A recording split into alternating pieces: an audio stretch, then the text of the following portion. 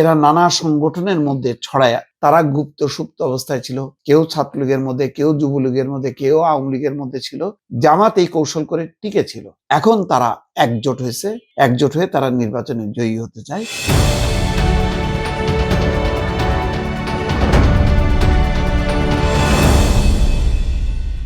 কৌশলের নামে বিএনপির নেতা কর্মীরা গুপ্ত বা সুপ্ত রূপ ধারণ করেনি। ষড়যন্ত্র করে বিএনপিকে দমানো যাবে না। আর একটা কথা, যারা গণতন্ত্রকে ব্যাহত করতে চায় তাদের ব্যাপারে সতর্ক থাকার আহ্বান জানিয়েছে। তো বক্তব্য তিনটি এখন স্ক্রল আকারে চ্যানেল 24-এ দেখছি যে ষড়যন্ত্র করে বিএনপিকে দমন করা যাবে না, গুম খুনের শিকার পরিবারের পাশে থাকবে বিএনপি।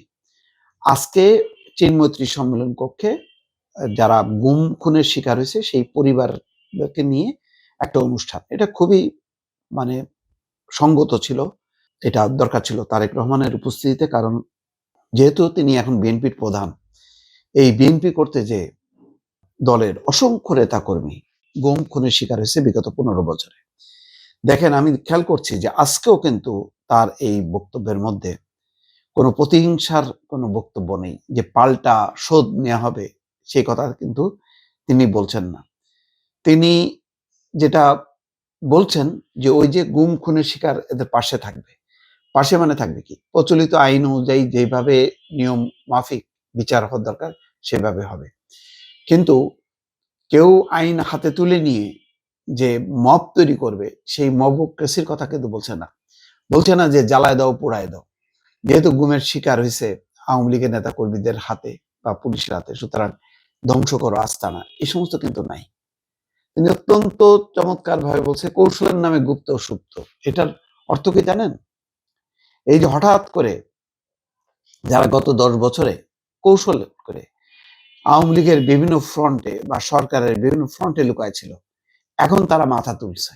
এখন তারা মনে করছে যে তারা এখন ক্ষমতায় আসতে যাচ্ছে। সম্ভবত জামাতের দিকেই ইঙ্গিত করেই বলছে, বা গুপ্ত সুপ্ত। এই গত কিছুদিন থেকে এই কথাগুলো রাজনৈতিক অঙ্গনে প্রচলিত আছে যে এরা নানা সংগঠনের মধ্যে ছড়ায় ছিল, এখন তারা একজোট হয়েছে, একজোট হয়ে তারা নির্বাচনে জয়ী হতে চায়। তো সেখানে বলা হচ্ছে যে এটা হচ্ছে, এইসব কৌশল হচ্ছে এক ধরনের প্রতারণা, এক ধরনের ধোঁকাবাজি। বিএনপি কখনো এই ধোঁকাবাজি মধ্যে ছিল না, সেই অবস্থানটা পরিষ্কার করছে। বিএনপি সরাসরি বিগত 15 বছরে ফাইট করেছে, আন্দোলন সংগ্রাম করেছে, আন্দোলন সংগ্রাম করতে যে তারা ক্ষতির মুখে পড়েছে সেই কথাটাই বলছে। যার কারণে বিএনপির নেতাকর্মীরা অগণিতভাবে মামলা মোকদ্দমা সমস্ত ঝড় তাদের উপর দিয়ে গেছে। সেই তুলনায় ওই যে বলছে আরেক পক্ষ যারা এখন ক্ষমতা আসতে চায়, তারা গুপ্ত সুপ্ত অবস্থায় ছিল। কেউ ছাত্রলীগের মধ্যে, কেউ যুবলীগের মধ্যে, কেউ আওয়ামী লীগের মধ্যে ছিল। জামাত এই কৌশল করে টিকে ছিল। তো সেই জিনিসটাই কিন্তু আজকে তারেক রহমান বলছেন যে বিএনপি এই প্রতারণামূলক কাজ করেনি। বিএনপি প্রকাশ্যে যেভাবে একটা রাজনৈতিক দল, যেভাবে গণতান্ত্রিক রাজনৈতিক দল তো আত্মগোপন করতে পারে না, সে সবসময় প্রকাশ্যেই সে লড়াই করবে। সেই লড়াই তারা করেছে, সেই সংগ্রাম আন্দোলনের কথাই কিন্তু এখন তিনি পরিষ্কারভাবে বলছেন।